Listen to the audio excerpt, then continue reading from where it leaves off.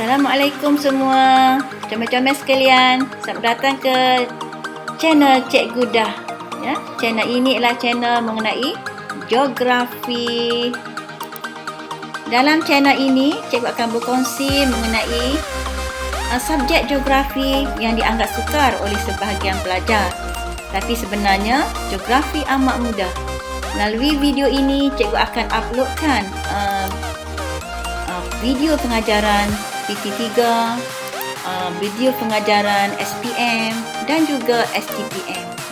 Cikgu berharap dengan video ini, pelajar-pelajar akan dapat menguasai ilmu geografi dan seterusnya menjawab persoalan mengenai geografi, terutama sekali dalam peperiksaan dengan lebih baik.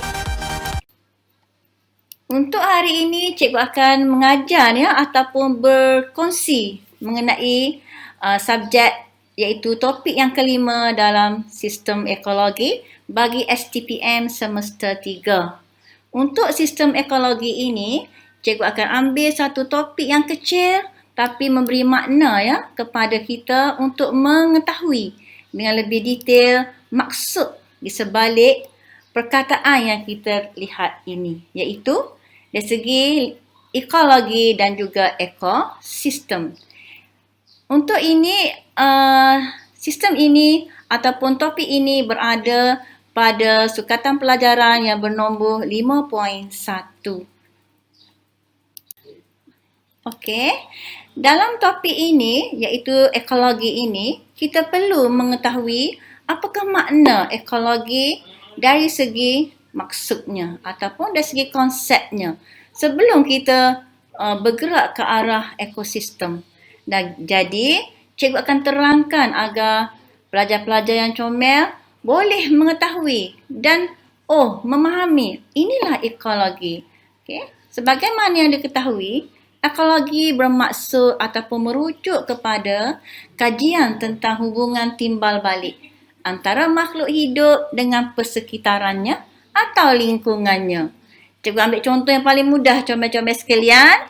Contohnya ialah sepohon pokok, pokok bunga yang kita tanam. Dia akan hidup, tapi dia memerlukan apa? Memerlukan persekitarannya. Jadi ekologi ini merujuk kepada kajian tentang hubungan antara makhluk hidup dengan persekitarannya. Okey anak-anak, seterusnya kita pergi kepada konsep yang kedua, iaitu ekosistem. Okey.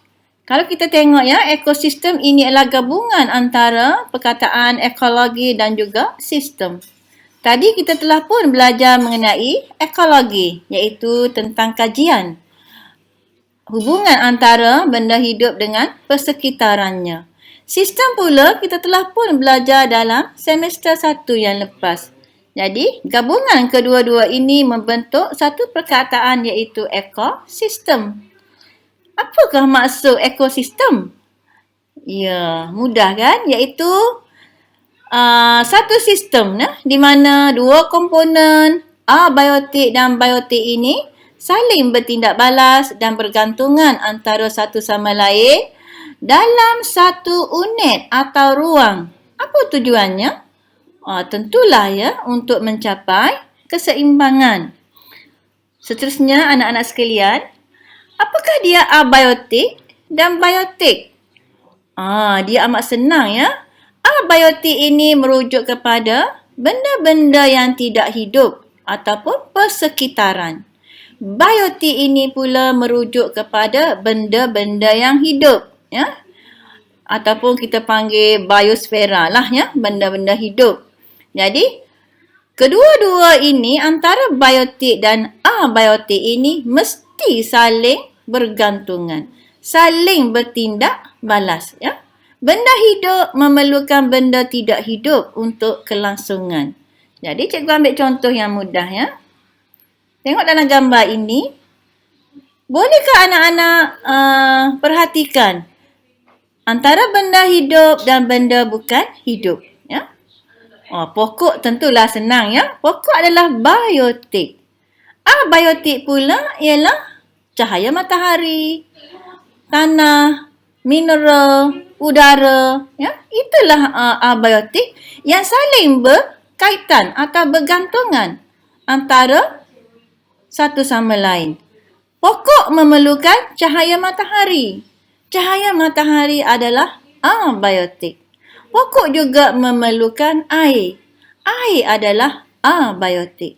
Jadi, kedua-dua komponen ini mesti saling bergantungan. Mesti saling bertindak balas untuk mencapai keseimbangan. Mudah kan? Jadi, cikgu harap anak-anak yang comel faham ya dan dapat menguasai dua konsep yang telah kita belajar ya, iaitu ekologi dan juga ekosistem. Ekosistem semudah A dan B, ya, ingat-ingat ya. Semudah A dan B iaitu abiotik dan biotik. Okey. So, cikgu harap semuanya boleh menguasai ekosistem dan juga ekologi.